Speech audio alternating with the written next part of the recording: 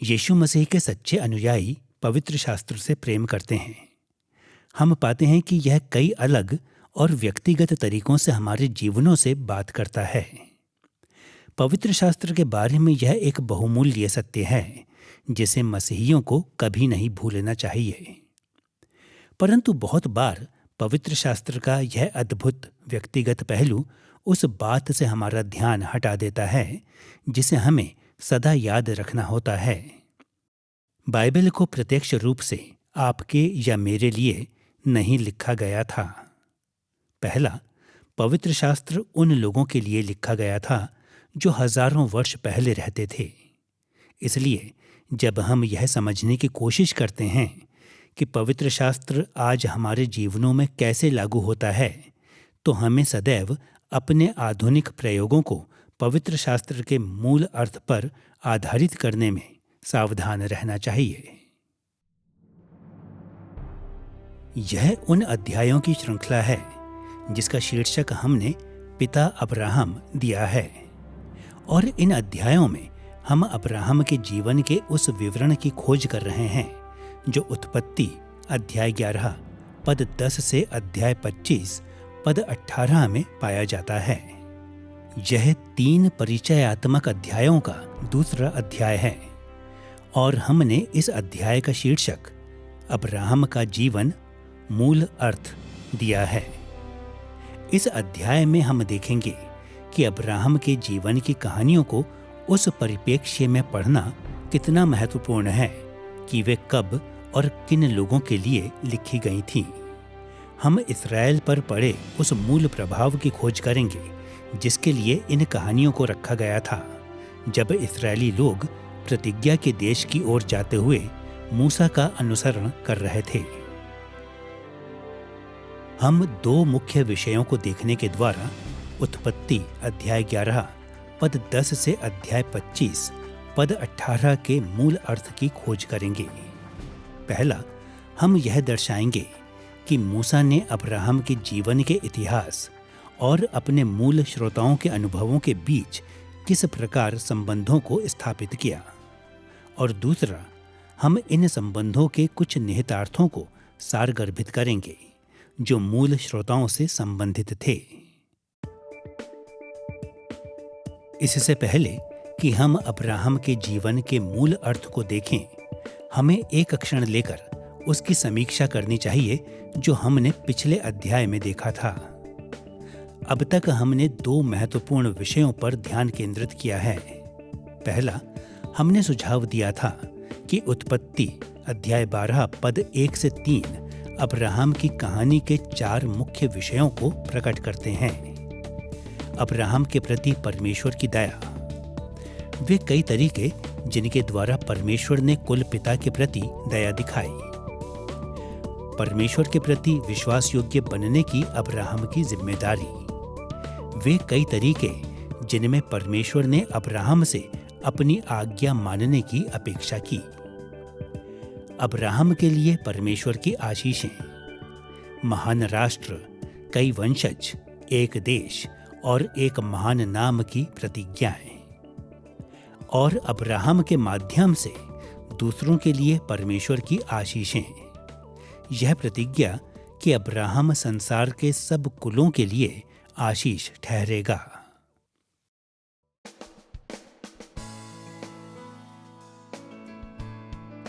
इसके अतिरिक्त हमने यह भी देखा था कि इन मुख्य विषयों ने उस तरीके को आकार दिया जिसमें अब्राहम की कहानी को उत्पत्ति में बताया गया था।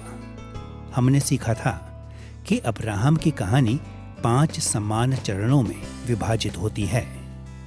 पहला, अध्याय 11 पद 10 से अध्याय 12 पद 9 में हम अब्राहम की पृष्ठभूमि और आरंभिक अनुभवों के साथ आरंभ करते हैं। दूसरा, अध्याय 12 पद 10 से अध्याय 14 पद 24 में कई घटनाएं अन्य लोगों के प्रतिनिधियों के साथ अब्राहम के आरंभिक व्यवहारों पर ध्यान केंद्रित करती है। अब्राहम के जीवन का तीसरा और मध्य भाग उस वाचा पर ध्यान केंद्रित करता है जो परमेश्वर ने अध्याय 15 पद 1 से अध्याय 17 पद 27 में अब्राहम के साथ बांधी थी। अब्राहम के जीवन का चौथा भाग अध्याय 18 पद 1 से अध्याय 21 पद 34 में अन्य लोगों के प्रतिनिधियों के साथ अब्राहम के बाद के व्यवहारों की ओर मुड़ता है। और अध्याय 22 पद 1 से अध्याय 25 पद 18 में 5वां भाग अब्राहम के वंश और उसकी मृत्यु के बारे में है। ये 5 चरण कुल पिता के जीवन को एक समान पद्धति में दर्शाते हैं। अध्याय 15 पद 1 से अध्याय 17 पद 27 का तीसरा भाग, जो अब्राहम के साथ परमेश्वर की वाचा के विषय में है, अब्राहम के जीवन के केंद्र बिंदु के रूप में काम करता है। दूसरा और चौथा भाग एक दूसरे के अनुरूप हैं, क्योंकि ये दोनों अन्य लोगों के साथ अब्राहम के व्यवहारों पर ध्यान देते हैं।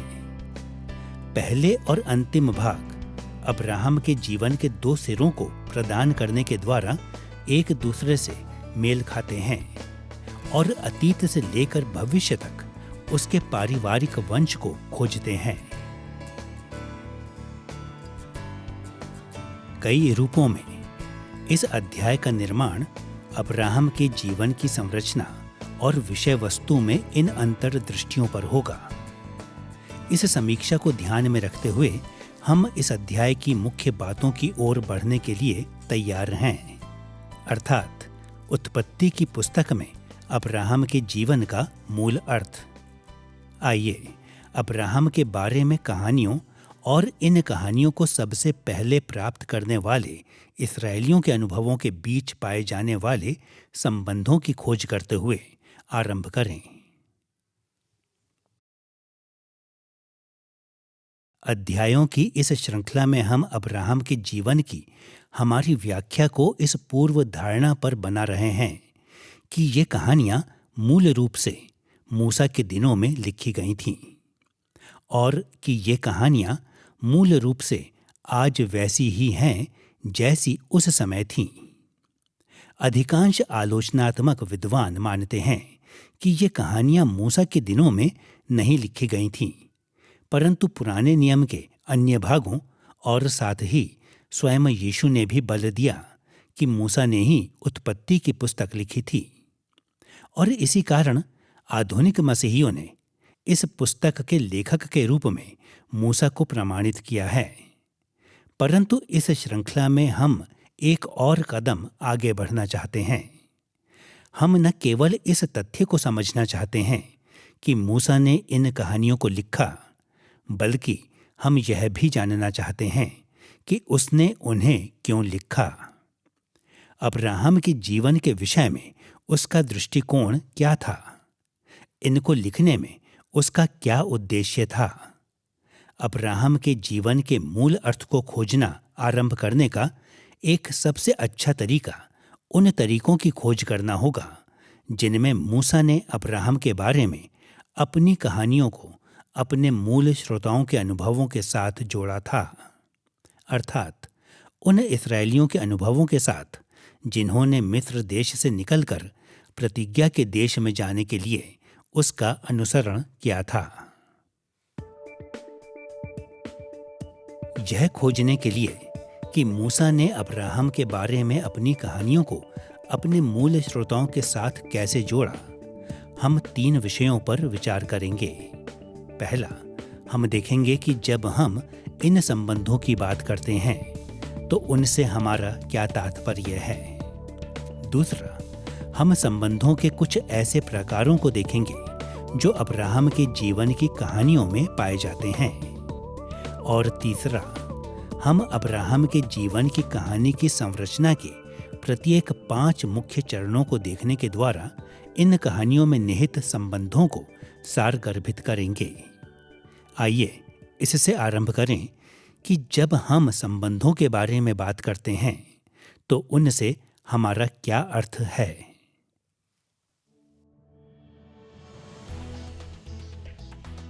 कई रूपों में जब मूसा ने अब्राहम के जीवन के बारे में अपना इतिहास लिखा तो उसने स्वयं को ऐसी परिस्थिति में पाया जिसमें बाइबल की कहानियों के सभी लेखक स्वयं को पाते हैं।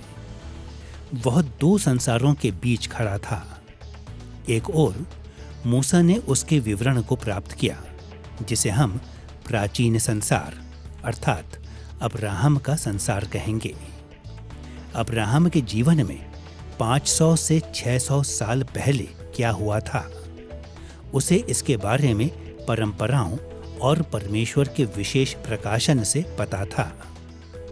इस भाव में मूसा ने पहले अब्राहम के जीवन के प्राचीन संसार के साथ कार्य किया,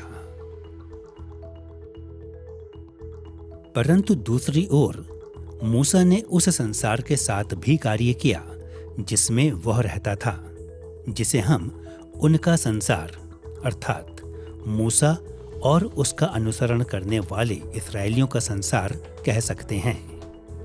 उस समय परमेश्वर के लोगों का अगवा होने के नाते मूसा ने अपने संसार की आवश्यकताओं को पूरा करने के लिए अब्राहम के जीवन के प्राचीन संसार के बारे में अपनी कहानियों को लिखा।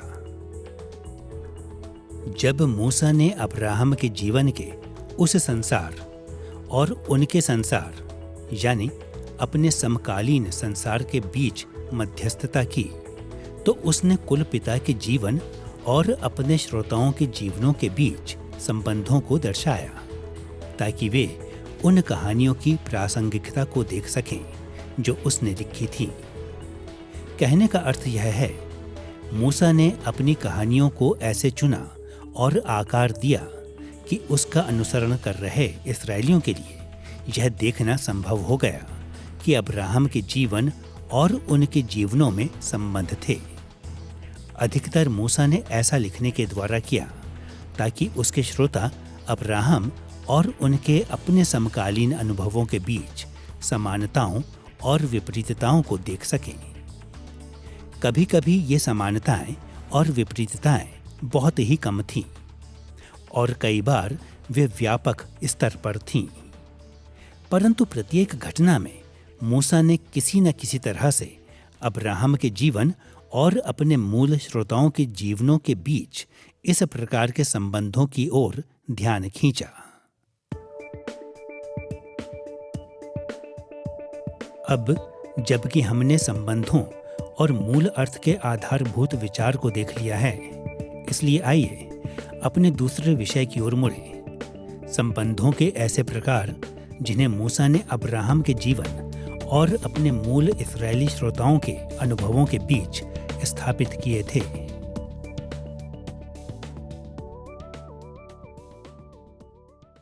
यदि किसी भी कहानी को अपने पाठकों के लिए प्रासंगिक बनना है, तो उसे ऐसे संसार को दिखाना चाहिए जिसे उसके पाठक समझ सकें। यदि कहानी का संसार वास्तविक संसार से बिल्कुल अलग है, यदि पाठक कहानी के पात्रों और विषयों से जुड़ नहीं सकते, तो कहानी अपना संदेश नहीं दे पाएगी। या इस अध्याय के शब्दों में कहें, यदि अब्राहम का वह संसार मूसा और इस्राएलियों के उनके संसार से बिल्कुल अलग होता, तो अब्राहम के बारे में बताई गई कहानियां इस्राएलियों के लिए सार्थक या प्रासंगिक नहीं होती।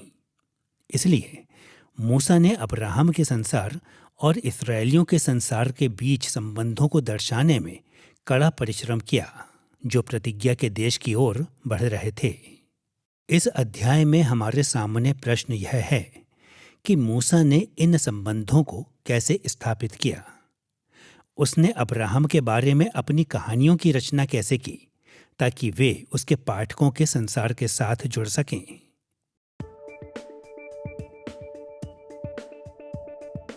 जैसे जैसे हम इस श्रृंखला में आगे बढ़ते हैं, तो हम देखेंगे कि मूसा ने अपने विवरणों को 3 मुख्य तरीकों से इस्राएलियों के अनुभवों के साथ जोड़ा था।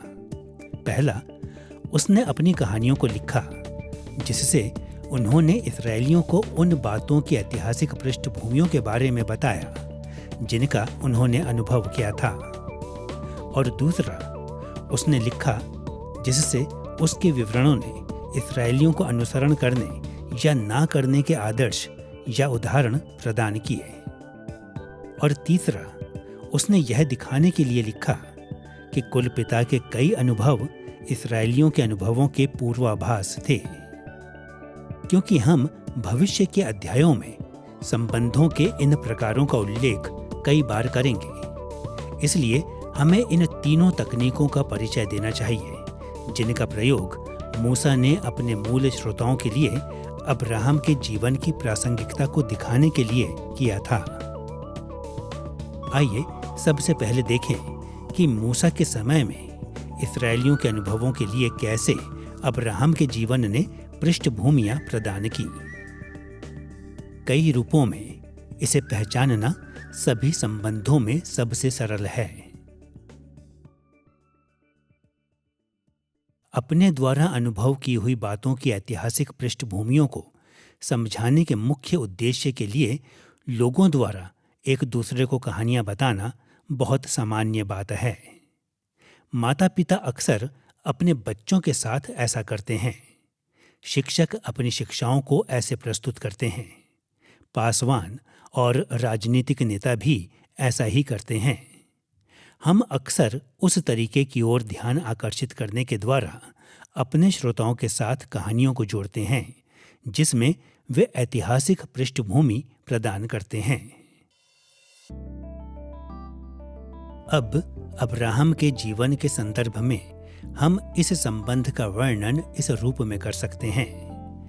हम ऐतिहासिक पृष्ठभूमियों के संबंध को तब पाते हैं जब मूसा ऐसे तरीकों की ओर संकेत करता है जिनमें इस्राएल के अनुभव ऐतिहासिक रूप से अब्राहम के जीवन की घटनाओं पर स्थापित थे।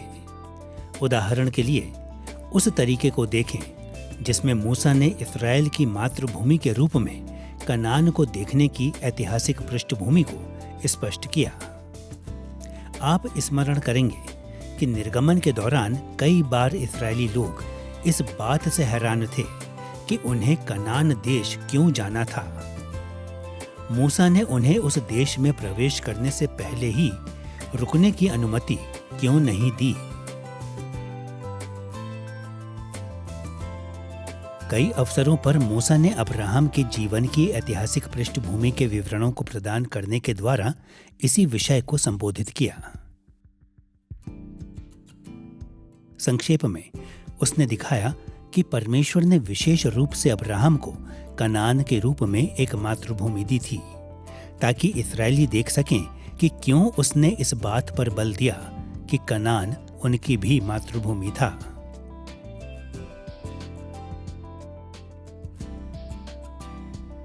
उदाहरण के लिए हम उत्पत्ति अध्याय 15 पद 18 में इन वचनों को पढ़ते हैं जो परमेश्वर ने अब्राहम से कहे थे।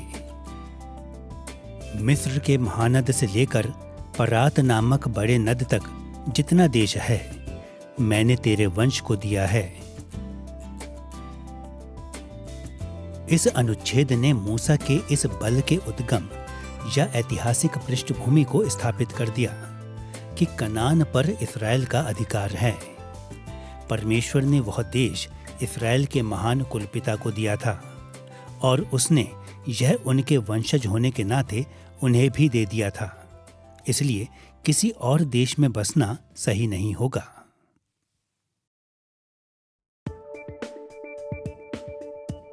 जब हम अब्राहम के जीवन के और अधिक विवरणों को खोजते हैं तो हम देखेंगे कि मूसा ने बार बार ऐसी ही ऐतिहासिक पृष्ठभूमियों की ओर संकेत किया है। मूसा द्वारा अपने समय में इस्राएल के साथ अब्राहम के जीवन के संबंध को दर्शाने का दूसरा मुख्य तरीका उन्हें आदर्श दिखाने के द्वारा था। आइए देखें कि इन कहानियों में आदर्शों ने कैसे कार्य किया। मूसा नहीं चाहता था कि उसके मूल पाठक अब्राहम की कहानियों को केवल एक पृष्ठभूमि की जानकारी के रूप में प्राप्त करें। उसने कुलपिता के जीवन में कई परिस्थितियों का वर्णन किया ताकि वे अब्राहम के जीवन की परिस्थितियों और अपनी परिस्थितियों के बीच बहुत सी समानताओं को देख सकें। इन समानताओं ने मूसा के श्रोताओं के लिए नैतिक विषयों को उठाया। मूसा ने दर्शाया कि इन समानताओं ने इस्राएल के लिए अनुसरण करने या ठुकरा देने के उदाहरणों को देखना संभव बना दिया।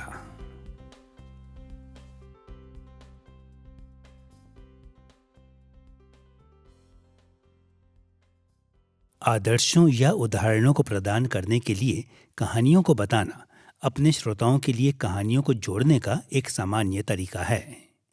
ऐसा हर समय होता है जब हम कार्यस्थल पर किसी व्यक्ति को यह काम या वह काम ना करने की चेतावनी देते हैं, तो हम अक्सर उस बारे में एक कहानी को जोड़ते हैं कि पिछली बार जब किसी ने यह गलती की थी तो क्या हुआ था।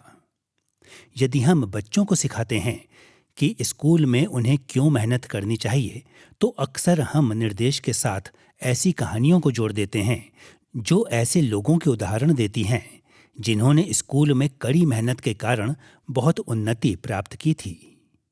मूसा ने अपने मूल इस्राएली श्रोताओं के साथ अब्राहम के बारे में लिखी अपनी कहानियों को जोड़ने के लिए अक्सर यही किया।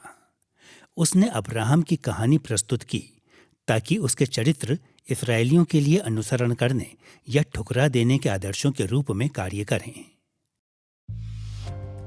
उदाहरण के लिए इस पर विचार करें, मूसा ने किस प्रकार कनान देश में रह रहे कनानियों के खतरे के विरुद्ध इस्राएलियों को साहस रखने के लिए प्रोत्साहित किया था। हम गिनती और व्यवस्था विवरण की पुस्तकों से जानते हैं कि मूसा का अनुसरण करने वाले इस्राएलियों ने कनान देश में प्रवेश करने से इनकार कर दिया था, क्योंकि उस देश में शक्तिशाली कनानी लोग रहते थे। उनके मन डर से घबरा गए थे, क्योंकि उनके लिए कनानी लोग अपराजेय शत्रु प्रतीत हुए। व्यवस्था विवरण अध्याय 1 पद 26 से 28 में हम इस्राएल के गोत्रों से कहे मूसा के इन वचनों को पढ़ते हैं। तो भी तुमने वहां जाने से मना किया, किंतु अपने परमेश्वर यहोवा की आज्ञा के विरुद्ध होकर अपने अपने डेरे में यह कहकर कुड़कुड़ाने लगे, यहोवा हमसे बैर रखता है, इस कारण हमको मिस्र देश से निकाल ले आया है कि हमको एमोरियों के वश में करके हमारा सत्यानाश कर डाले। हम किधर जाएं? हमारे भाइयों ने यह कह के हमारे मन को कच्चा कर दिया है कि वहाँ के लोग हमसे बड़े और लंबे हैं और वहाँ के नगर बड़े बड़े हैं और उनकी शहरपनाह आकाश से बातें करती हैं। कनानियों के इस डर को संबोधित करने का मूसा का एक तरीका अपने पाठकों को अब्राहम का वह उदाहरण देना था जिसमें उसने अपने समय में कनानियों का सामना किया था। उदाहरण के लिए हम उत्पत्ति अध्याय 12 पद 6 में अब्राहम के जीवन में कनानियों के पहले उल्लेख को देखते हैं। उस देश के बीच से जाते हुए अब्राहम शकेम में पहुंचा। उस समय उस देश में कनानी लोग रहते थे। और इसी तरह से उत्पत्ति अध्याय 13 पद 7 में हम इन वचनों को पढ़ते हैं। उस समय कनानी और परिज्जी लोग भी उस देश में रहते थे।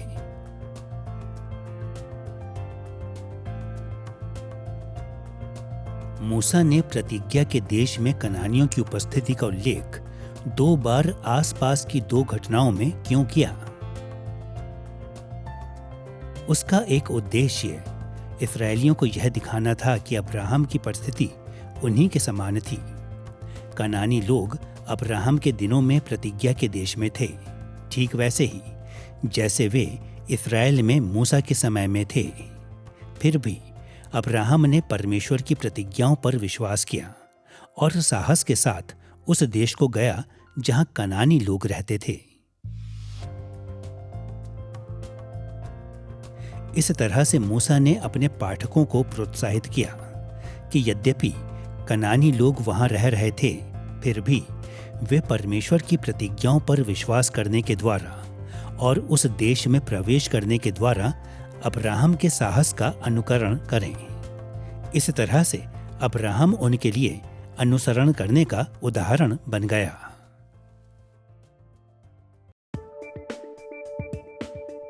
जब हम अब्राहम के जीवन से होते हुए आगे बढ़ रहे हैं, तो हम कई ऐसे अनुच्छेदों को पाएंगे जो सकारात्मक और नकारात्मक उदाहरण प्रस्तुत करते हैं। तीसरा, परंतु ऐसे समय भी थे जब मूसा ने यह दिखाने के द्वारा अपने पाठकों के जीवनों के साथ अब्राहम के जीवन को जोड़ा कि कैसे कुल पिता के जीवन की घटनाओं ने उन घटनाओं का पूर्वाभास प्रदान किया जो उसके समय में हुई।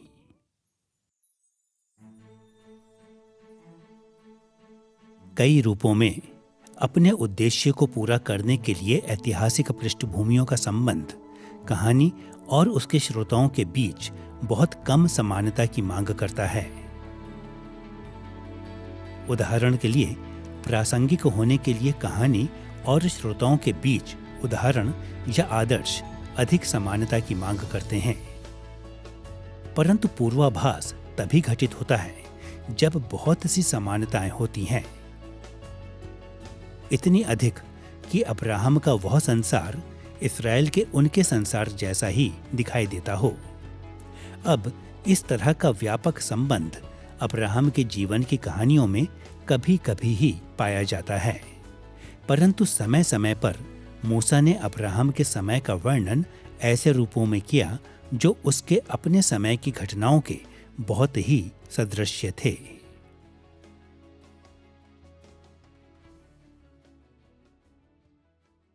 हम में से कईयों ने यह कहावत सुनी है, इतिहास अक्सर स्वयं को दोहराता है। निसंदेह हम सब जानते हैं कि दो ऐतिहासिक घटनाएं कभी बिल्कुल एक जैसी नहीं हो सकती, परंतु कभी कभी घटनाएं इतनी समान होती हैं कि दूसरी घटना पहली घटना का दोहराव ही प्रतीत होती है। जब बाइबल के लेखकों ने देखा कि अतीत में हुई घटनाएं उनके श्रोताओं के जीवनों में फिर से होती प्रतीत हो रही हैं, तो उन्होंने अक्सर इस संबंध को स्पष्ट किया, और इस शाब्दिक तकनीक को पूर्वाभास कहा जाता है। पूर्वाभास का एक उदाहरण इस प्रचलित घटना में दिखाई देता है, जो उत्पत्ति अध्याय 15 पद 1 से 21 में परमेश्वर के साथ अब्राहम की वाचा का वर्णन करती है। परमेश्वर ने अब्राहम को आश्वासन दिया कि एक दिन उसके वंशज वाचाई रीति की तैयारी करने के लिए उसे पुकारने के द्वारा कनान देश को प्राप्त कर लेंगे। अब्राहम ने कुछ जानवरों को 2 भाग में काटकर और मार्ग के दोनों ओर उन कटे टुकड़ों को रखने के द्वारा तैयारी की। जब कुलपिता सो गया तो उसने किसी ऐसी चीज का दर्शन देखा जो उस अनुभव से बहुत मिलता जुलता है जो मूल श्रोताओं को अपने समय में हुआ था। उत्पत्ति अध्याय 15 पद 17 में हम इन शब्दों को पढ़ते हैं, और ऐसा हुआ कि जब सूर्य अस्त हो गया और घोर अंधकार छा गया, तब एक अंगीठी जिसमें से धुआं उठता था और एक जलती हुई मशाल दिखाई दी, जो उन टुकड़ों के बीच में से होकर निकल गई।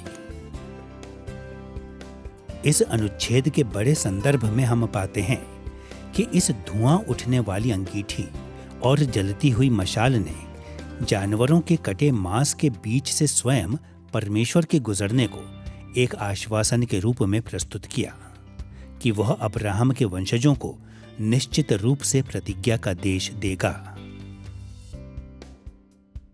अब इस तस्वीर को देखो।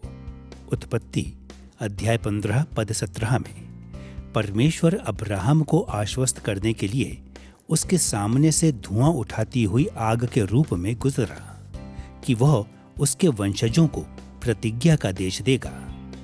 अब हम जैसे आधुनिक पाठकों के लिए यह विचित्र हो सकता है कि परमेश्वर ने धुएं और आग के रूप में प्रकट होकर अब्राहम को आश्वस्त किया, परंतु जब हम याद करते हैं कि मूसा ने अब्राहम के जीवन के बारे में उन इस्राएलियों के लिए लिखा जो उसके प्रतिज्ञा के देश की ओर जाने के लिए उसका अनुसरण कर रहे थे, तो यह आश्चर्य की बात बिल्कुल नहीं लगती कि उसने इस विवरण को शामिल किया। इस्राएलियों की पूरी यात्रा के दौरान परमेश्वर इस्राएलियों के सामने ऐसे प्रकट हुआ जो धुआं उठाने वाली अंगीठी और जलती हुई मशाल के समान था।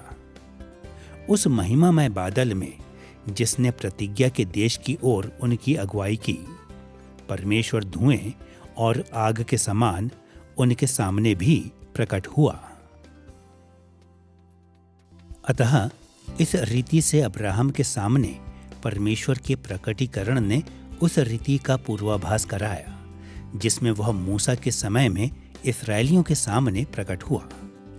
और जब अब्राहम ने देश में बसने का आश्वासन पाया, क्योंकि परमेश्वर इस रीति से उसके सामने से गुजरा था, तो इस्राएलियों ने भी इस कहानी को सुनने के द्वारा अपने समय में देश में बसने का आश्वासन प्राप्त किया होगा। एक और अधिक व्यापक पूर्वाभास मिस्र से अब्राहम के छुटकारे की कहानी में घटित होता है, जिसे हम उत्पत्ति अध्याय 12 पद 10 से 20 में देखते हैं। इस अनुच्छेद को मिस्र के विषय में इस्राएलियों के दृष्टिकोण में उनका मार्गदर्शन करने के लिए लिखा गया था। इस विषय में मूसा ने इस पूरी घटना को इसलिए लिखा ताकि यह उसकी अगुवाई में इस्राएलियों के अनुभव के साथ काफी समानता में दिखे। उत्पत्ति अध्याय 12 पद 10 से 20 में कनान देश में अकाल पड़ने के कारण अब्राहम ने मिस्र देश की ओर अपनी यात्रा को आरंभ किया। जब फिरौन ने सारा को अपने हरम में ले लिया तो मिस्र में उसे अधिक समय तक रुकना पड़ा, परंतु परमेश्वर ने फिरौन के घराने पर महामारियों को भेजने के द्वारा अब्राहम को छुड़ाया। इसके बाद फिरौन ने अब्राहम को मिस्र से बाहर भेज दिया और अब्राहम बड़े धन के साथ मिस्र से चला गया। अब्राहम के बारे में यह कहानी स्पष्ट रूप से कई पीढ़ियों के बाद इस्राएल देश के अनुभव का पूर्वाभास प्रदान करने के लिए रची गई थी। अब्राहम के समान वे भी कनान में अकाल पड़ने के कारण मिस्र को गए थे। उन्हें भी वहां फिरौन के द्वारा रोक कर रखा गया था। उन्हें भी फिरौन के घराने पर परमेश्वर द्वारा महामारियों को भेजने के द्वारा छुड़ाया गया था। फिरौन ने इस्राएलियों को छोड़ने का आदेश दिया था और मिस्रियों के धन को लूटने के बाद इस्राएल मिस्र से चला गया था। मूसा ने जानबूझकर इस विवरण को ऐसा आकार दिया ताकि यह उसके श्रोताओं के अनुभवों का पूर्वाभास कराए। अब्राहम की कहानियों में इस तरह का व्यापक पूर्वाभास बहुत ही कम है, परंतु अब्राहम की कहानी में ऐसे संबंध इधर उधर दिखाई देते हैं।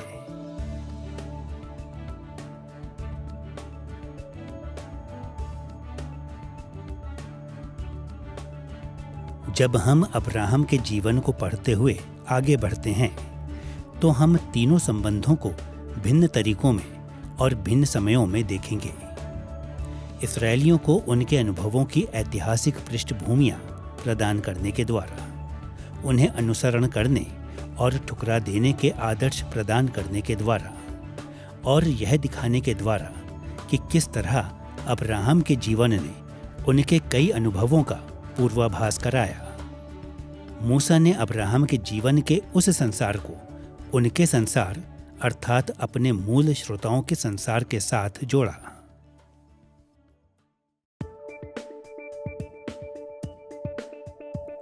अब जबकि हमने उन संबंधों के प्रकारों को देख लिया है जिन्हें मूसा ने अब्राहम और अपने इस्राएली श्रोताओं के बीच स्थापित किया था, इसलिए इसे सारगर्भित करना सहायक होगा कि अब्राहम के जीवन का प्रत्येक मुख्य चरण मूल श्रोताओं के जीवनों के साथ कैसे जुड़ा। आपको याद होगा कि अब्राहम का जीवन 5 सममित चरणों में विभाजित होता है। इन सब खंडों में मूसा ने अब्राहम के बारे में कहानियों को अपने मूल श्रोताओं की परिस्थितियों के साथ जोड़ने के तरीके खोजे।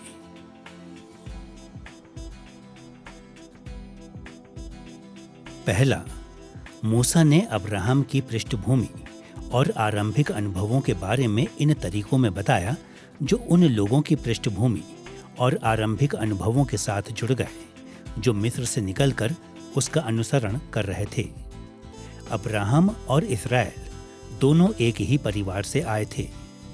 अब्राहम तथा इस्राएल दोनों को परमेश्वर द्वारा कनान देश में बसने के लिए बुलाया गया था। अतः मूसा ने ऐतिहासिक पृष्ठभूमियां प्रदान की, अब्राहम को एक आदर्श के रूप में रखा और ऐसे तरीकों को भी दिखाया जिनमें अब्राहम के जीवन ने मूल श्रोताओं के अनुभवों का पूर्वाभास कराया। दूसरा, मूसा ने दूसरों के साथ अब्राहम के आरंभिक व्यवहारों का वर्णन भी ऐसे तरीकों में किया जो उसके श्रोताओं से जुड़ गए। उसने बताया कि अब्राहम ने मिस्रियों के साथ कैसा व्यवहार किया था, क्योंकि इस्राएल ने अपने समय में मिस्रियों के साथ व्यवहार किया था।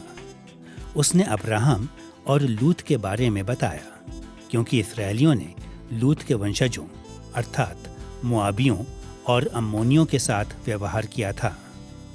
उसने पूर्व के राजाओं और सदोम के कनानी राजाओं के बारे में लिखा, क्योंकि इस्राएल के भी विदेशी राजाओं और कनानी नगरों के साथ ऐसे ही अनुभव हुए थे। तीसरा, मूसा ने अब्राहम के साथ परमेश्वर की वाचा के बारे में लिखा, क्योंकि इस्राएल ने भी परमेश्वर के साथ वाचा बांधी थी।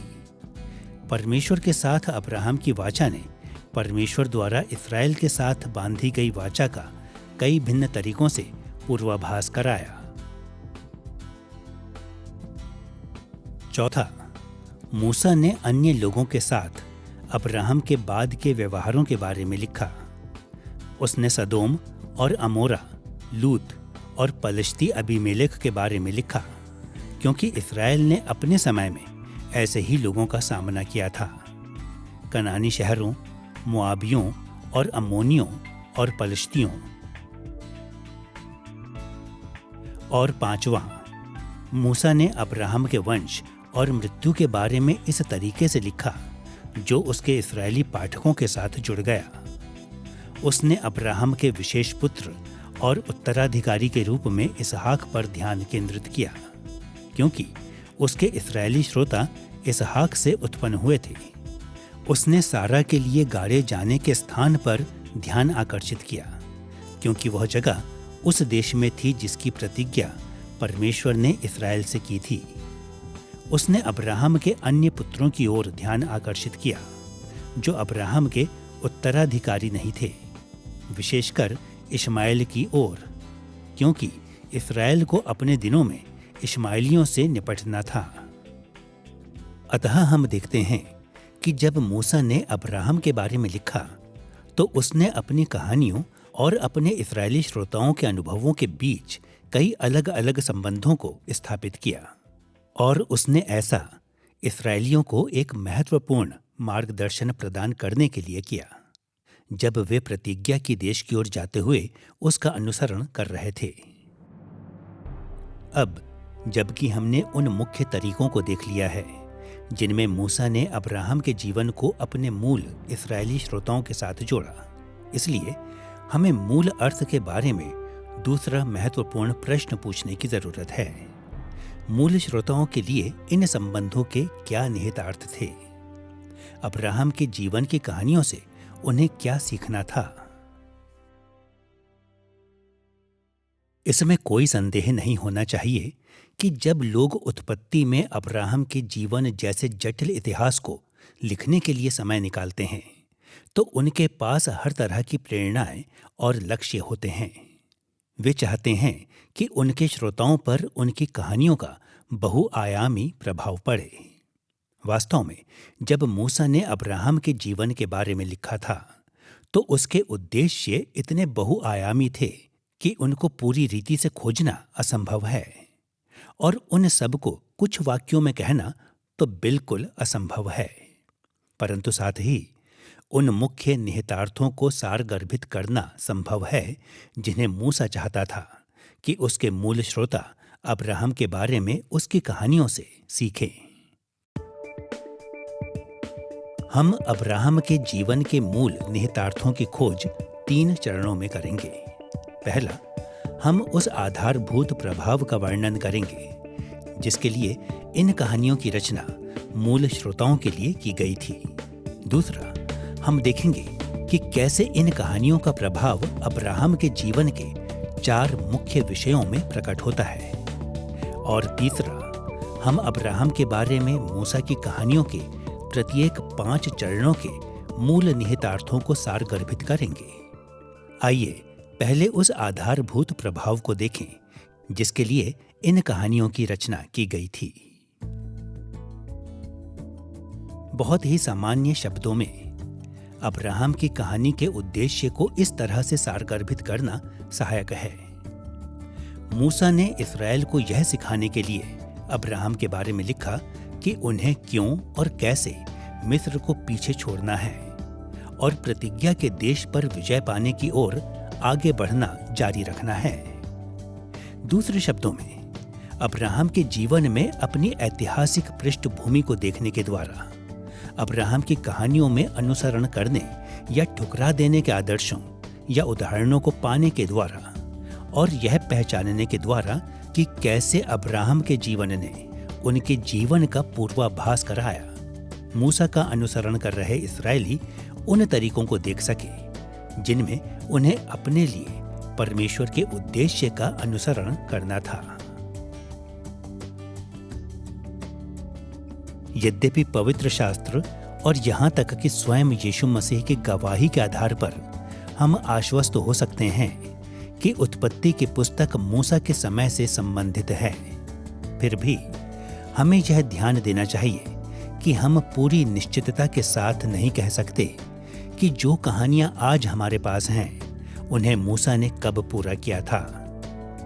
चाहे जैसा भी हो, हम यह जरूर कह सकते हैं कि अब्राहम के इतिहास को लिखते समय मूसा का मुख्य विषय किसी भी पीढ़ी के लिए ऐसा ही रहा होगा। उसने उनके हृदयों को मिस्र देश से हटाने और प्रतिज्ञा के देश को प्राप्त करने की ओर लगाने के लिए अब्राहम के बारे में लिखा था। मूल श्रोताओं के लिए इस सामान्य निहितार्थ को बढ़ा चढ़ा कर नहीं बताया जा सकता। मूसा ने अपना अनुसरण कर रहे इस्राएल देश को कभी मिस्र ना लौटने और कनान पर विजय प्राप्त करने के लिए प्रोत्साहित करने हेतु लिखा था, और यह व्यापक निहितार्थ अब्राहम के जीवन के हमारे आधुनिक प्रयोग में हमारी अगुवाई करता है। मसीही होने के नाते हम एक यात्रा पर हैं, एक ऐसी यात्रा जो वास्तव में उस यात्रा को पूरा करती है जिसे मूसा के समय में इस्राएलियों ने आरंभ किया था। हम नए स्वर्ग और नई पृथ्वी की ओर आगे बढ़ रहे हैं। इसलिए अब्राहम की कहानियों को उचित रीति से अपने जीवनों में लागू करने के लिए हमें उन तरीकों पर ध्यान देना होगा जिनमें उन्होंने कनान की ओर आगे बढ़ते रहने में मूल श्रोताओं को प्रेरित किया था।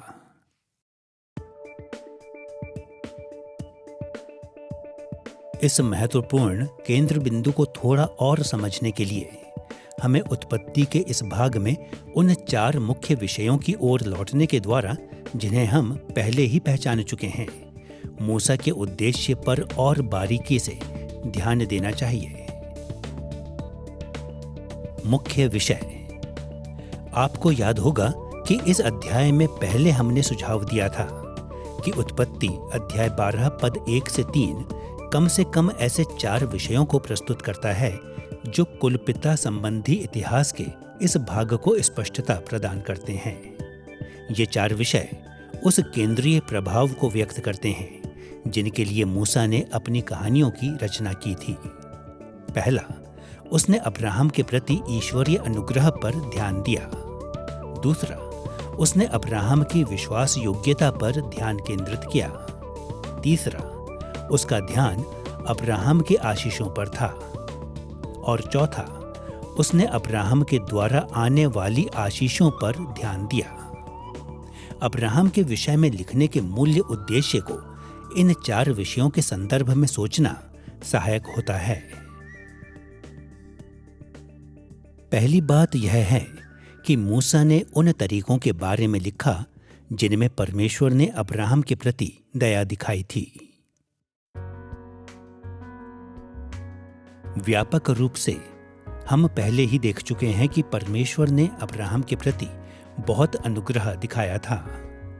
परमेश्वर के साथ उसके संबंध के आरंभिक वर्षों में और उसके पूरे जीवन भर के दिन प्रतिदिन के आधार पर भी। मूसा के समय में ईश्वरीय अनुग्रह का उद्देश्य इस्राएलियों को यह स्मरण दिलाना था कि परमेश्वर ने उनके प्रति भी बड़ी दया दिखाई थी।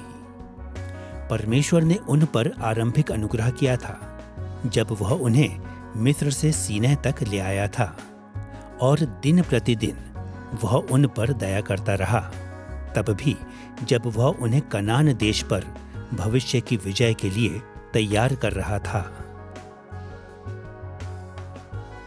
निर्गमन अध्याय 19 पद 4 में जो जाने पहचाने शब्द परमेश्वर ने सीनै पहाड़ पर बोले थे, वे इस रीति से परमेश्वर के अनुग्रह को दर्शाते हैं। तुमने देखा है कि मैंने मिस्रियों से क्या क्या किया। तुमको मानो उकाब पक्षी के पंखों पर चढ़ाकर अपने पास ले आया हूं। दुखद रूप से जिन इस्राएलियों की अगुवाई मूसा कर रहा था, वे भूल गए थे कि उन्होंने परमेश्वर से कितनी दया प्राप्त की थी। आरंभ में ही उन्होंने शिकायत की कि परमेश्वर और मूसा ने उनसे मिस्र के सुखों को छीनकर उन्हें धोखा दिया था। मरुभूमि में उन्होंने भोजन और पानी के लिए शिकायत की। उनका सोचना था कि जब परमेश्वर ने उन्हें प्रतिज्ञा के देश पर विजय प्राप्त करके उसमें प्रवेश करने के लिए बुलाया था, तो वह उनसे एक बड़ी मांग कर रहा था। इसलिए मूसा ने बहुत बार उन तरीकों पर बल दिया जिनमें परमेश्वर ने अब्राहम पर दया की थी, ताकि वह अपने मूल श्रोताओं को उन तरीकों का स्मरण दिलाए जिनमें परमेश्वर ने उन्हें आशीषित किया था, अर्थात जो बड़ी दया परमेश्वर उन पर बार बार कर रहा था।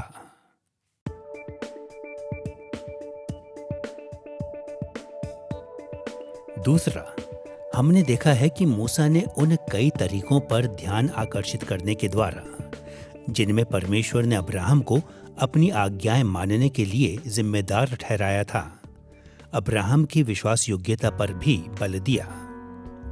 मूसा ने बार बार बल दिया कि परमेश्वर ने कुल पिता से अपनी आज्ञाओं के प्रति विश्वास योग्य बनने की अपेक्षा की, क्योंकि उसका अनुसरण कर रहे इस्राएलियों के लिए भी यह बिंदु भी प्रासंगिक था। विश्वास योग्यता की मांग पर दिए गए ध्यान ने भी मूसा के समय के इस्राएलियों से बात की। सुनिए कैसे परमेश्वर ने निर्गमन अध्याय 19 पद 4 से 5 में सीनै पर्वत पर इस्राएलियों को संबोधित करना जारी रखा। तुमने देखा है कि मैंने मिस्रियों से क्या क्या किया। तुमको मानो उकाब पक्षी के पंखों पर चढ़ाकर अपने पास ले आया हूं। इसलिए अब यदि तुम निश्चय मेरी मानोगे और मेरी वाचा का पालन करोगे, तो सब लोगों में से तुम ही मेरा निज धन ठहरोगे। यहां ध्यान दीजिए कि निज धन ठहरने की आशीषें इस्राएल की विश्वास योग्यता पर निर्भर थीं। यद्यपि परमेश्वर ने उस जाति के प्रति बहुत दया दिखाई थी, फिर भी प्रत्येक पीढ़ी के प्रत्येक व्यक्ति का स्तर इस पर निर्भर करता था कि उन्होंने परमेश्वर की आज्ञाओं के प्रति कैसे प्रत्युत्तर दिया। अब जैसा कि हम देख चुके हैं, अब्राहम को दी गई मुख्य जिम्मेदारी यह थी कि वह कनान देश को जाए। मूसा ने इस जिम्मेदारी पर बल दिया क्योंकि वह चाहता था कि उसका अनुसरण करने वाला इस्राएल भी कनान देश के मार्ग पर बना रहे। और निसंदेह जब मूसा ने अब्राहम की अन्य जिम्मेदारियों के बारे में लिखा, तो उसने ऐसा अपने समय के इस्राएलियों को उनकी अन्य कई जिम्मेदारियों को सिखाने के लिए किया। अब्राहम की ओर से विश्वास योग्यता की बहुत सी मांगों ने इस बात को स्पष्ट रूप से बताया कि मूल श्रोताओं को भी परमेश्वर की आज्ञाओं के प्रति निष्ठावान और विश्वास योग्य होना था।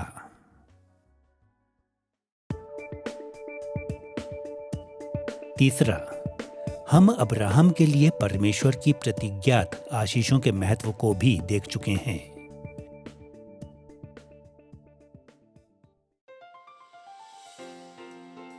अब्राहम के बारे में अपनी कहानियों में मूसा ने अब्राहम और उसके वंशजों के लिए एक बड़े देश, समृद्धि और एक बड़े नाम की प्रतिज्ञात आशीषों पर ध्यान दिया।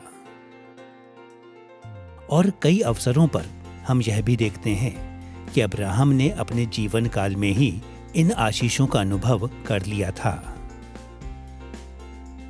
और कई अन्य अवसरों पर अब्राहम की कहानियों ने आने वाली पीढ़ियों में इन आशीषों की भविष्य की पूर्णताओं पर ध्यान दिया। मूसा ने अब्राहम के आशीषों पर इन रूपों में ध्यान दिया क्योंकि यह आशीषें अब्राहम के वंशजों अर्थात उन लोगों के लिए भी थीं जिनकी अगुवाई मूसा कर रहा था। इस्राएल के लोगों से भी बड़ी आशीषों की प्रतिज्ञा की गई थी। जब वे प्रतिज्ञा के देश में प्रवेश करेंगे तो वे एक महान राष्ट्र बनेंगे, अभूतपूर्व समृद्धि का अनुभव करेंगे और एक बड़े नाम को प्राप्त करेंगे। वास्तव में उत्पत्ति की पुस्तक के लिखे जाने के समय तक लगभग अब्राहम के समान ही इस्राएल ने भी इन आशीषों के कई अनुभव पहले से ही प्राप्त कर लिए थे। उन्होंने अपने जीवनों में ही इनमें से कुछ प्रतिज्ञाओं की पूर्णताओं को देखना आरंभ कर दिया था। फिर भी इन आशीषों की बहुत सी ऐसी भावी पूर्णताएं भी थीं जिनका अनुभव उन्हें प्रतिज्ञा के देश में प्रवेश करने के बाद करना था। परमेश्वर ने निर्गमन अध्याय 19 पद 6 में सीनै पर्वत पर इस्राएल की इन भविष्य के आशीषों के बारे में इस प्रकार कहा, तुम मेरी दृष्टि में याजकों का राज्य और पवित्र जाति ठहरोगे। मूसा ने अपने समय में इस्राएलियों की आशाओं को बढ़ाने के लिए उन आशीषों के बारे में लिखा जिनकी प्रतिज्ञा परमेश्वर ने अब्राहम से की थी। जब उन्होंने कुल पिता के लिए परमेश्वर की आशीषों के बारे में पढ़ा तो वे स्पष्ट रीति से देख पाए कि कैसे परमेश्वर के पास उनके लिए भी बड़ी आशीषें रखी हुई हैं।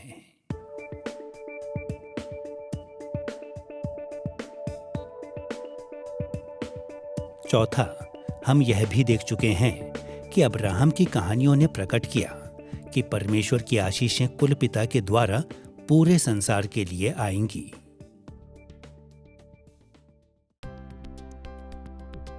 जैसे कि आपको याद होगा, अब्राहम के द्वारा आने वाली आशीषें साधारण रीति से नहीं आएंगी। उत्पत्ति अध्याय 12 पद 3 में हम देखते हैं कि अब्राहम के मित्रों को आशीषित करने और उसके शत्रुओं को श्राप देने की प्रक्रिया के द्वारा परमेश्वर अब्राहम को सफलता देगा। विभिन्न प्रकार की घटनाओं में मूसा ने दर्शाया कि कैसे परमेश्वर ने अब्राहम को अपने जीवन काल में ही इस प्रक्रिया का पहले से ही अनुभव कराया, जब उसने विभिन्न राष्ट्रों का प्रतिनिधित्व करने वाले अन्य लोगों के साथ बातचीत की। और अब्राहम के जीवन की अपनी कहानियों में कई अवसरों पर मूसा ने दर्शाया कि बहुत सी पूर्णताएं भविष्य में आएंगी। मूसा ने इस उद्देश्य पर बल दिया था क्योंकि यह उसके समय में उसका अनुसरण कर रहे इस्राएल के लोगों के लिए बहुत प्रासंगिक था। परमेश्वर ने उन्हें दूसरों के लिए आशीष बनने के द्वारा सफलता का आश्वासन दिया, क्योंकि वह उनके मित्रों को आशीष और उनके शत्रुओं को श्राप देगा। जब उन्होंने अपने समय में लोगों के विभिन्न समूहों के साथ व्यवहार किया तो उन्होंने भी इन प्रतिज्ञाओं के अनुभव को पहले से प्राप्त कर लिया था। उन्होंने कई अवसरों पर यह देख लिया था कि परमेश्वर ने उनके मित्रों को आशीष दी और उनके शत्रुओं को श्राप दिया। और इससे बढ़कर मूसा ने इन विषयों पर इसलिए भी ध्यान दिया कि वह इस्राएलियों की दृष्टि भविष्य की पूर्णताओं की ओर लगाए, जब वे प्रतिज्ञा के देश में प्रवेश करते हैं और परमेश्वर के राज्य को पृथ्वी की छोर तक फैलाते हैं। जैसा कि हमने अभी देखा है, निर्गमन अध्याय 19 पद 6 में परमेश्वर ने इस्राएल से यह कहा, तुम मेरी दृष्टि में याजकों का राज्य और पवित्र जाति ठहरोगे। याजकों के राज्य के रूप में राष्ट्र के दर्शन ने केवल यही नहीं दर्शाया कि वह राष्ट्र परमेश्वर की सेवा करते हुए पवित्र लोग बनने के अधिकार के साथ आशीष पाएगा, बल्कि यह भी दर्शाया कि इस्राएल की संतान पूरे जगत में परमेश्वर के उद्देश्यों को पूरा करेगी। जब मूसा ने इस्राएल को प्रतिज्ञा के देश की ओर बढ़ने के लिए प्रेरित किया, तो अब्राहम के बारे में उसकी कहानियों की रचना उनके मन में इस दर्शन को स्थापित करने के लिए की गई थी कि कैसे परमेश्वर अपने राज्य को फैलाने में इस्राएल का इस्तेमाल करेगा और इसके फलस्वरूप पूरे जगत में अपनी आशीषों को फैलाएगा। अब जबकि हमने मूल श्रोताओं के लिए अब्राहम के जीवन के 4 मुख्य विषयों के निहितार्थों को देख लिया है, तो आइए उत्पत्ति की पुस्तक में निहित कुलपिता के जीवन की संरचना के प्रत्येक मुख्य चरण को देखने के द्वारा अब्राहम की कहानियों के मूल श्रोताओं पर होने वाले प्रभाव को संक्षेप में सारगर्भित करें।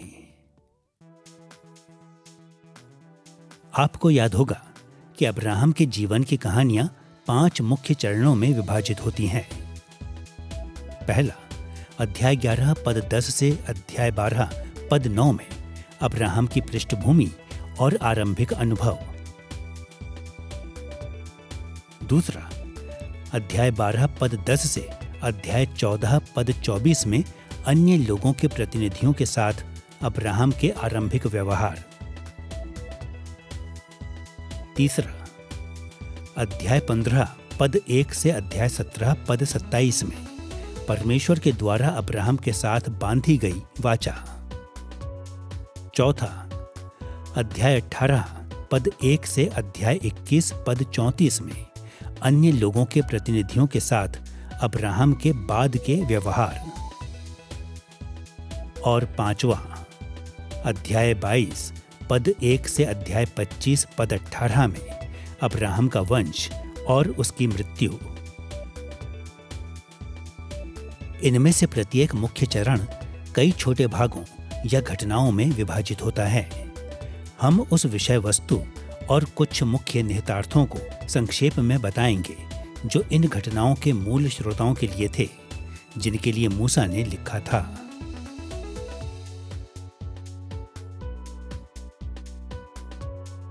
अब्राहम के जीवन के पहले चरण अर्थात उसकी पृष्ठभूमि और उसके आरंभिक अनुभवों ने अब्राहम के परिवार और उस समय की कई विशेषताओं को दर्शाया, जब परमेश्वर ने पहल अब्राहम को अपनी सेवा में बुलाया था।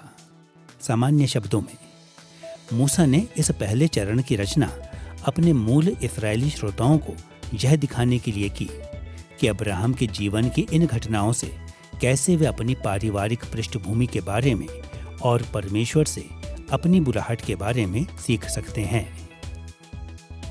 यह पहला चरण 3 घटनाओं या भागों में विभाजित होता है।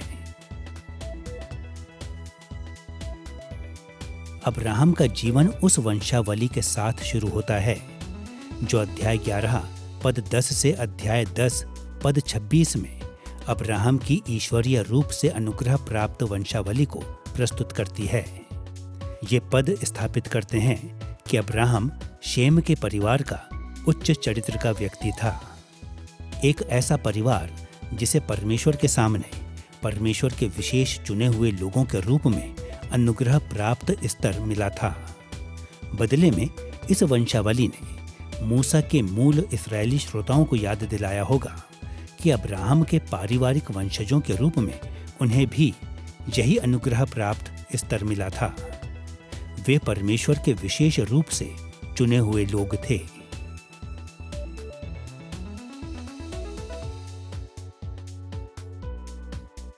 अब्राहम की पृष्ठभूमि और उसके आरंभिक अनुभवों की दूसरी घटना अध्याय 11 पद 27 से 32 में एक अन्य वंशावली है।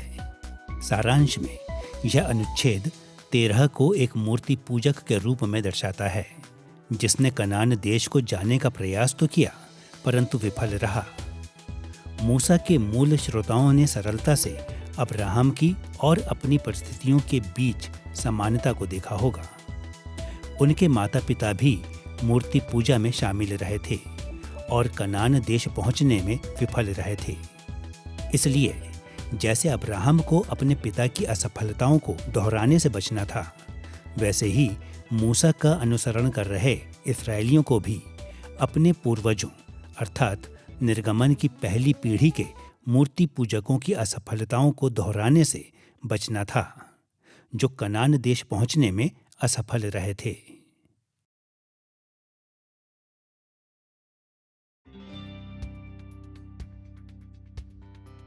अब्राहम की पृष्ठभूमि और उसके आरंभिक अनुभव फिर अध्याय 12 पद 1 से 9 में कनान में अब्राहम के प्रवास की कहानी की ओर मुड़ते हैं। परमेश्वर ने अब्राहम को कनान देश को जाने के लिए बुलाया और कई कठिनाइयों के बावजूद अब्राहम ने परमेश्वर की बुलाहट का पालन किया। लगभग इसी प्रकार परमेश्वर ने मूसा के मूल इस्राएली श्रोताओं को कनान देश जाने के लिए बुलाया था और उन्हें भी कई कठिनाइयों के बावजूद इसका पालन करना था। इसलिए कनान में अब्राहम के प्रवास की कहानी का मूल निहितार्थ यह था कि मूसा के समय के इस्राएलियों को भी अब्राहम के कदमों पर चलकर कनान देश में बसना था, जैसा कि उसने किया था।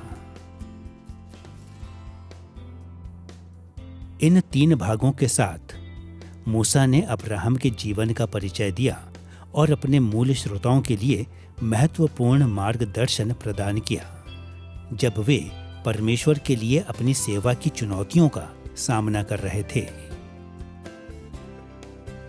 अब्राहम के जीवन के उत्पत्ति के विवरण में दूसरा मुख्य चरण अन्य लोगों के साथ कुलपिता के आरंभिक संबंधों पर बल देता है। यह अध्याय कुलपिता को दूसरे समूहों के लोगों के साथ विभिन्न तरीकों से व्यवहार करते हुए दर्शाते हैं, ताकि इससे मूल इस्राएली पाठकों को मार्गदर्शन मिले जब वे दूसरों के साथ व्यवहार करते हैं। पहली घटना में मूसा ने उत्पत्ति अध्याय 12 पद 10 से 20 में मिस्र देश से अब्राहम के छुटकारे का वर्णन किया। आपको याद होगा कि अकाल के कारण कुलपिता को मिस्र जाना पड़ा था, परंतु परमेश्वर ने फिरौन के घराने पर महामारी को भेजने के द्वारा उसे मिस्रियों की गुलामी से छुड़ाया। परमेश्वर के महान छुटकारे के कारण अब्राहम ने बड़े धन के साथ मिस्र को छोड़ दिया और कभी वापस नहीं लौटा। अब्राहम ने अच्छी तरह से जान लिया था कि मिस्र उसका घर नहीं था। मूसा के मूल इस्राएली पाठक देख सके कि उनके अपने अनुभवों ने अब्राहम की कहानी के कई पहलुओं को दर्शाया। वे अकाल के कारण मिस्र देश को गए थे, उन्हें भी छुड़ाया गया था जब परमेश्वर ने मिस्रियों पर महामारियों को भेजा था, और उन्होंने भी मिस्रियों के बड़े धन के साथ मिस्र देश को छोड़ा था।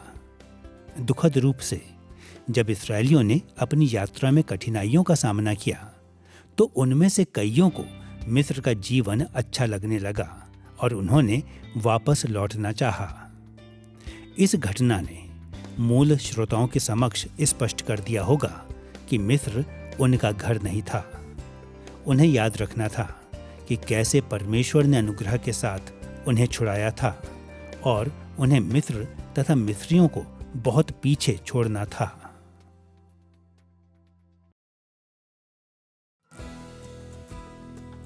दूसरे लोगों के साथ अब्राहम के आरंभिक व्यवहारों का दूसरा भाग अध्याय 13 पद 1 से 18 में लूत के साथ हुए विवाद की कहानी है। यह अब्राहम के दासों और लूत के दासों के बीच विवाद की एक जानी पहचानी कहानी है, जब दोनों समूह अपनी भेड़ों के लिए प्राकृतिक संसाधनों के लिए लड़ पड़े थे। इस विवाद में अब्राहम ने लूत के साथ दयालुता का व्यवहार किया और उसने लूत को उसके चुने हुए स्थान में शांति के साथ रहने की अनुमति दी। उत्पत्ति के मूल पाठकों को यह समझने में कोई दिक्कत नहीं हुई होगी कि इस कहानी का उनके लिए क्या अर्थ था। व्यवस्था विवरण अध्याय 2 के अनुसार जब वे प्रतिज्ञा के देश की ओर यात्रा कर रहे थे तो मूसा ने इस्राएलियों को लूत के वंशजों के साथ दयालुता से व्यवहार करने और उन्हें उनके पैतृक देश में शांति से रहने देने की आज्ञा दी थी। वास्तव में लूत के प्रति अब्राहम के दयापूर्ण व्यवहार ने इस्राएलियों को दर्शाया कि उन्हें अपने समय में मोआबियों के साथ कैसा व्यवहार करना था। दूसरे लोगों के साथ अब्राहम के आरंभिक व्यवहारों की तीसरी घटना अध्याय 14 पद 1 से 24 में अब्राहम द्वारा लूत को बचाने की कहानी है। इस जटिल कहानी ने वर्णन किया कि कैसे अब्राहम ने उन शक्तिशाली अत्याचारी राजाओं को हराया जो दूर से आए थे, और कैसे उसने इन अत्याचारी राजाओं से लूत को बचाने के द्वारा उसके प्रति और अधिक दया दिखाई थी। इस कहानी ने मूसा का अनुसरण कर रहे इस्राएलियों से बिल्कुल स्पष्ट रूप से बात की। जब इस्राएल मोआबियों और अम्मोनियों के प्रदेशों से होकर गुजर रहा था, जो लूत के वंशज थे, तो इस्राएल की सेना ने अत्याचारी राजाओं अर्थात अमोरियों के सिहोन और बाशान के ओग को हराया। इन दोनों ने ही मोआबियों और अम्मोनियों को बहुत सताया था। इस रीति से मोआबियों और अम्मोनियों को बचाने के द्वारा इस्राएल ने उस आदर्श का पालन किया जिसे अब्राहम ने उनके लिए निर्धारित किया था। और इस प्रकार अब्राहम के जीवन के इस चरण की प्रत्येक घटना में अब्राहम को इस्राएलियों के लिए अपने समय में पालन करने हेतु एक आदर्श के रूप में प्रस्तुत किया गया था। अब हम अब्राहम के जीवन के तीसरे मुख्य चरण पर आते हैं। वह वाचा जो परमेश्वर ने अध्याय 15 पद 1 से अध्याय 17 पद 27 में अब्राहम के साथ बांधी। सामान्य शब्दों में यह चरण कुल पिता के साथ परमेश्वर की वाचा पर ऐसे तरीकों में ध्यान केंद्रित करता है जो परमेश्वर के साथ इस्राएल के वाचाई संबंध के चरित्र को प्रकट करते हैं। यह अध्याय 3 मुख्य भागों में विभाजित होते हैं। अध्याय 15 पद 1 से 21 में पाई जाने वाली पहली घटना विशेष रूप से अब्राहम के साथ की गई परमेश्वर की वाचाई प्रतिज्ञाओं पर ध्यान देती है। यह अध्याय उस समय का जाना पहचाना वर्णन है जब परमेश्वर ने अब्राहम के साथ वाचा बांधी थी। परमेश्वर ने अब्राहम को संतान और देश देने की प्रतिज्ञा की। विशेष रूप से परमेश्वर ने प्रतिज्ञा की कि अब्राहम की अनगिनत संतान होगी और कि परदेश में दुर्व्यवहार के समय के बाद अब्राहम के वंशज प्रतिज्ञा के देश में वापस लाए जाएंगे। इस अनुच्छेद की रचना इस्राएलियों को यह याद दिलाने के लिए की गई थी कि परमेश्वर ने मूसा के द्वारा भी ऐसी ही वाचा इस्राएल के साथ बांधी थी। और यही नहीं, इसने उन्हें दिखाया कि वे स्वयं अब्राहम से की गई परमेश्वर की प्रतिज्ञाओं की पूर्णता का अनुभव कर रहे थे। इस्राएली अब्राहम के प्रतिज्ञा किए हुए वंशज थे और वे उसी देश को लौट रहे थे जिसकी प्रतिज्ञा परमेश्वर ने उनके कुल पिता से की थी। इन तथ्यों पर संदेह करने का अर्थ था कि अनुग्रह के साथ की गई उन वाचाई प्रतिज्ञाओं पर संदेह करना जो परमेश्वर ने अब्राहम से की थी और मूसा के साथ जिनकी फिर से पुष्टि की थी।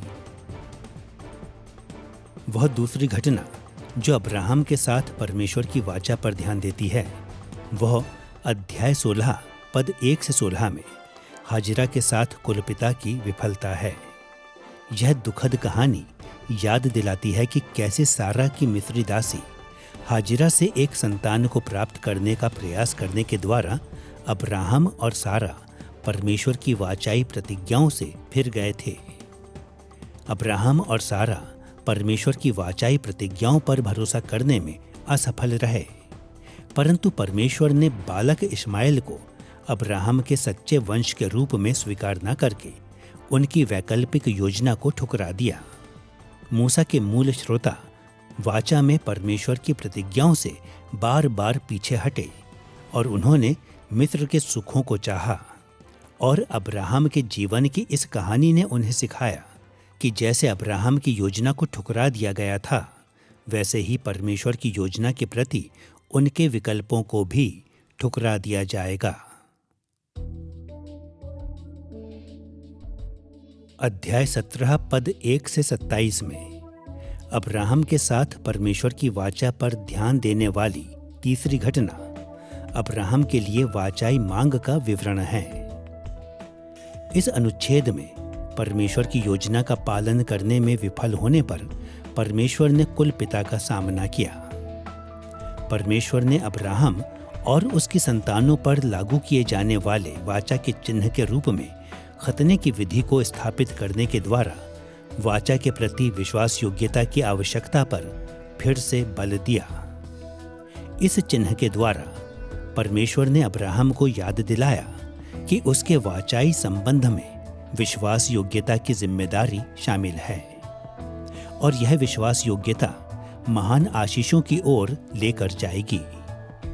अपने समय में विश्वास योग्य रहने में असफल रहे इस्राएलियों का सामना करने के लिए और इस्राएलियों के लिए वाचाई विश्वास योग्यता की आवश्यकता पर फिर से बल देने के लिए मूसा ने अब्राहम की वाचा के इस पहलू का वर्णन किया। जब इस्राएली लोग अपने वाचाई परमेश्वर के प्रति विश्वास योग्य रहेंगे, केवल तभी वे सही अर्थों में उसकी महान आशीषों की आशा कर सकेंगे। अतः अब्राहम के जीवन के केंद्र बिंदु अर्थात परमेश्वर के साथ उसकी वाचा ने इस्राएल के प्रति परमेश्वर की अद्भुत प्रतिज्ञाओं के अनुग्रह के प्रति ध्यान आकर्षित किया, परंतु इसने बड़े बल के साथ अपने श्रोताओं को यह याद भी कराया कि वे अपने वाचाई परमेश्वर के प्रति अपनी विश्वास योग्य सेवा को प्रकट करने के लिए बाध्य थे। दूसरे लोगों के साथ बाद के संबंध।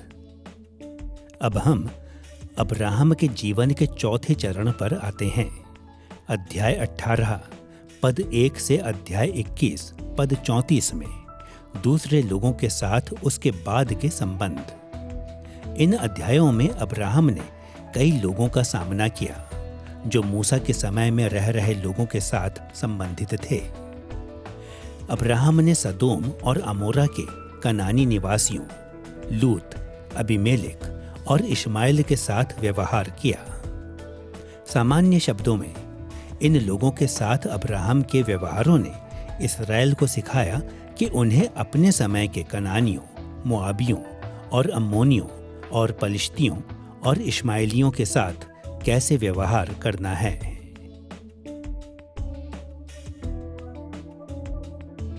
कुलपिता के जीवन के इस भाग की पहली कहानी अध्याय 18 पद 1 से अध्याय 19 पद 38 में पाया जाने वाला सदोम और अमोरा का वर्णन है। यह प्रचलित कहानी दुष्ट कनानी नगरों के विरुद्ध ईश्वरीय दंड के खतरे को बताती है। यह उन नगरों में रह रहे धर्मी लोगों के लिए अब्राहम की चिंता और इन नगरों के विनाश तथा साथ ही लूत के बचाव के बारे में बताती है। इन घटनाओं ने मूसा के मूल श्रोताओं के सामने आने वाली परिस्थिति से सीधे सीधे बात की। उन्होंने उन्हें यह समझने में सहायता की कि उनके समय में रह रहे लोगों के साथ क्या हो रहा था।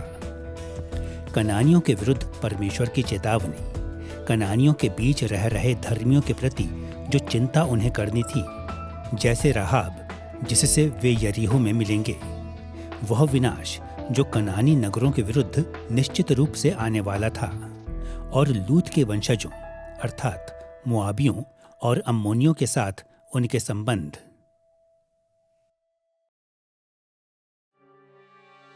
दूसरे लोगों के साथ अब्राहम के बाद के व्यवहारों का दूसरा भाग अध्याय 20 पद 1 से 18 में पाया जाता है। इस कहानी में अब्राहम ने एक बार फिर उस देश के एक निवासी अर्थात पलिश्ती अबीमेलेक के लिए मध्यस्थता की। आपको याद होगा कि अबीमेलेक ने यह ना जानते हुए कि सारा अब्राहम की पत्नी है, सारा को अब्राहम से ले लेने के द्वारा अब्राहम के भविष्य को खतरे में डाला था। इसके बाद परमेश्वर ने अबीमेलेक को दंड दिया और अबीमेलेक अपने कर्मों से पश्चाताप करके धर्मी साबित हुआ। इस पश्चाताप के फलस्वरूप अब्राहम ने अबीमेलेक के लिए मध्यस्थता की और अब्राहम तथा अबीमेलेक ने एक दूसरे के साथ स्थायी शांति और मित्रता का आनंद उठाया।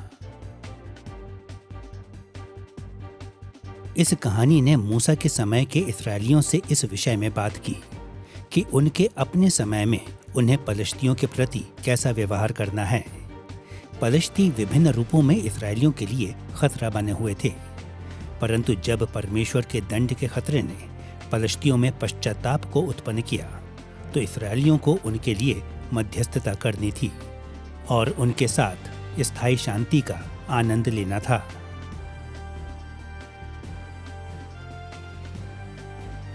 अध्याय 21 पद 1 से 21 में पाए जाने वाले इस भाग की तीसरी कहानी इसहाक और इश्माएल के बीच के मुश्किल संबंध पर ध्यान देती है।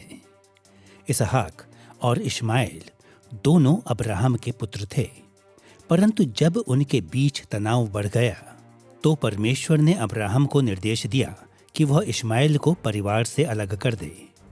परमेश्वर ने फिर भी इश्माएल को आशीष दी, परंतु यह बिल्कुल स्पष्ट कर दिया कि अब्राहम का सच्चा उत्तराधिकारी केवल इसहाक था। जब मूसा ने अपने मूल इस्राएली श्रोताओं को इन घटनाओं के बारे में बताया तो उसने अपने समय के इश्माएलियों के साथ उनके संबंधों की प्रकृति को समझने में उनकी सहायता की। जब इस्राएल और इश्माएलियों के बीच तनाव बढ़ गया तो इस्राएलियों को यह याद रखना था कि परमेश्वर ने उनके बीच अलगाव को ठहराया था। यद्यपि परमेश्वर ने इश्माएलियों को कई तरीकों से आशीष दी थी, परंतु फिर भी इस्राएली अब्राहम के सच्चे उत्तराधिकारी थे।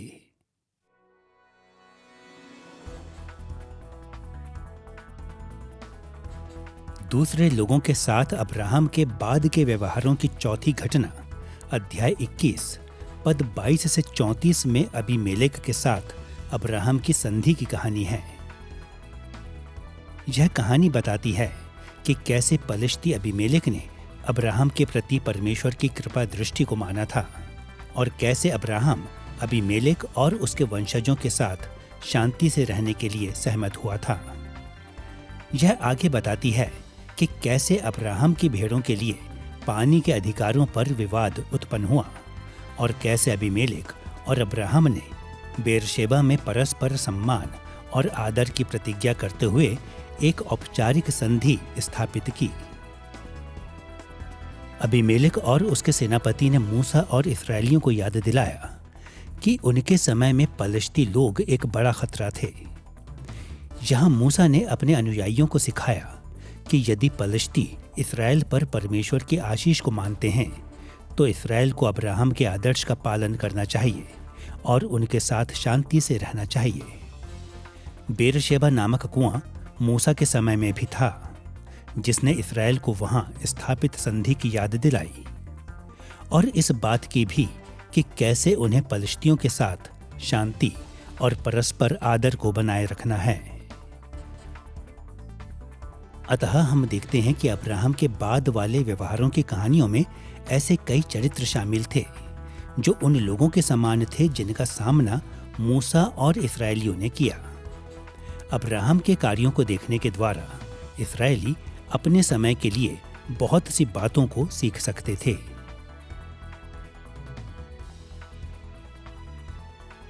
अब हम अब्राहम के जीवन पर मूसा के विवरण के अंतिम चरण की ओर आते हैं, अर्थात उत्पत्ति अध्याय 22 पद 1 से अध्याय 25 पद 18 में उसका वंश तथा उसकी मृत्यु। ये घटनाएं अब्राहम की विरासत पर ध्यान देती हैं, जिसने परमेश्वर के साथ उसके वाचाई संबंध को भविष्य की पीढ़ियों तक बढ़ाया। सामान्य शब्दों में पहली बार मूसा से इन कहानियों को प्राप्त करने वाले इस्राएलियों को अब्राहम के उत्तराधिकारी होने के अपने स्तर के बारे में और उस आशा के बारे में सीखना चाहिए था जो उन्हें अपनी संतानों के विषय में रखनी थी। अब्राहम के जीवन के इस भाग की पहली घटना अध्याय 22 पद 1 से 24 में पाई जाने वाली अब्राहम की परीक्षा की प्रचलित कहानी है। इस परीक्षा को यह निर्धारित करने के लिए रचा गया था कि क्या अब्राहम अपने पुत्र इसहाक से अधिक परमेश्वर से प्रेम करता था। परमेश्वर ने एक कठिन परीक्षा आरंभ की, जिसमें उसने अब्राहम को अपने पुत्र की बलि चढ़ाने के लिए कहा। अब्राहम ने आज्ञा का पालन किया और परमेश्वर ने अब्राहम को आश्वस्त किया कि उसके आज्ञा पालन के फल स्वरूप इसहाक का भविष्य बहुत उज्जवल होगा। यद्यपि मूसा का अनुसरण कर रहे इस्राएलियों के लिए इस कहानी के अनगिनत निहितार्थ थे, परंतु इस अनुच्छेद की सबसे महत्वपूर्ण विशेषता यह थी कि इसने उन्हें याद दिलाया कि परमेश्वर अपने प्रति इस्राएल राष्ट्र की विश्वास योग्यता की गहराई को देखने के लिए उनकी परीक्षा ले रहा था। मूसा के समय में परमेश्वर ने इस्राएल राष्ट्र की कई परीक्षाएं ली थीं और अपनी परीक्षा के प्रति अब्राहम के आज्ञा पालन ने उन्हें अपनी परीक्षाओं के आज्ञा पालन की आवश्यकता को याद दिलाया, फिर चाहे वे कितनी भी कठिन क्यों ना हों। और अब्राहम की संतानों के रूप में इसहाक के उज्जवल भविष्य की पुष्टि ने इस्राएलियों को उस उज्जवल भविष्य की याद दिलाई जो वे स्वयं प्राप्त करेंगे यदि वे इन परीक्षाओं में सफल रहते हैं। अब्राहम के जीवन के अंतिम चरण की दूसरी घटना अध्याय 23 पद 1 से 20 में पाई जाने वाली वह कहानी है जिसमें कुलपिता कब्रिस्तान की भूमि खरीदता है। यह कहानी दर्शाती है कि जब अब्राहम की पत्नी सारा की मृत्यु हो गई थी तो कैसे उसने हेब्रोन में अपने परिवार के लिए एक कब्रिस्तान को खरीदा। यह कहानी बल देती है कि कुलपिता ने इस संपत्ति को उपहार स्वरूप स्वीकार नहीं किया, बल्कि उसने इसे मूल्य चुकाकर खरीदा। संपत्ति की इस खरीद ने कनान देश को अपनी मातृभूमि के रूप में देखने के उसके परिवार के कानूनी अधिकार को स्थापित किया। मूसा का अनुसरण कर रहे इस्राएली अपने जीवनों के लिए खरीदे गए इस कब्रिस्तान के महत्व और निहितार्थों को समझ गए थे। यह उनका पैतृक कब्रिस्तान था। अब्राहम, इसहाक और याकूब सब यहीं गाड़े गए थे। वे समझ गए थे कि उस देश पर विजय पाने से पहले ही यह उनकी कानूनी संपत्ति थी। अब्राहम, इसहाक और याकूब ने हेब्रोन में और उसके आसपास अपना अधिकांश जीवन व्यतीत किया था। इस्राएली अपनी पैतृक मातृभूमि के रूप में हेब्रोन के प्रति इतने समर्पित थे कि वे कुलपिता याकूब की हड्डियों को भी गाड़ने के लिए वापस हेब्रोन ले गए थे। अब्राहम द्वारा खरीदे गए कब्रिस्तान के बारे में यह कहानी दर्शाती है कि उसके वंशजों के लिए कनानियों के देश के अतिरिक्त और कोई उचित स्थान नहीं था।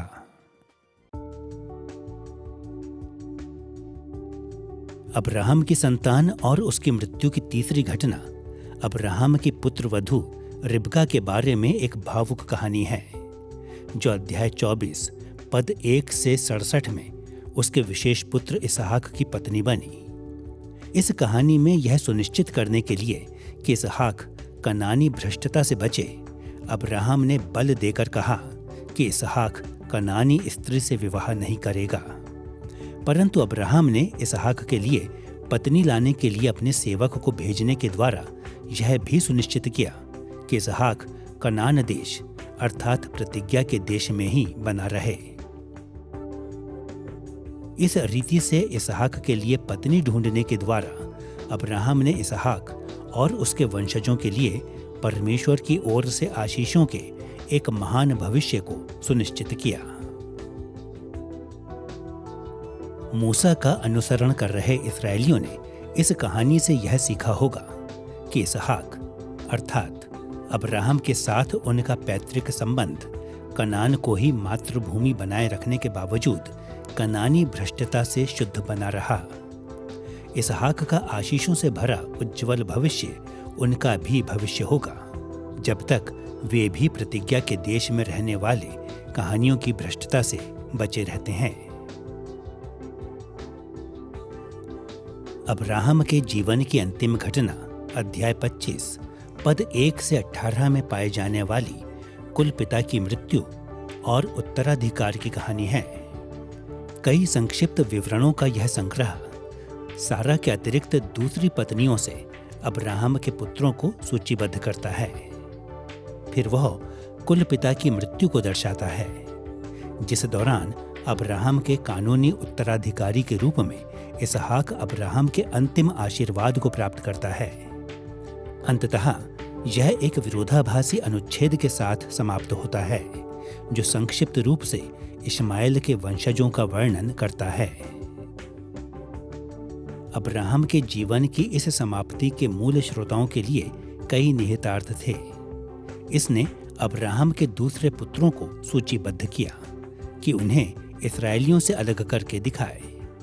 इसने मूसा का अनुसरण कर रहे इस्राएलियों को आश्वस्त करने के लिए इसहाक पर अब्राहम के अंतिम आशीर्वाद को दर्शाया कि वे अब्राहम की प्रतिज्ञाओं के सच्चे उत्तराधिकारी थे। और इसने इश्माएल के वंशजों का उल्लेख ऐसे किसी भी दावे को निरस्त करने के लिए किया जो इश्माएली अब्राहम की विरासत पर कर सकते थे।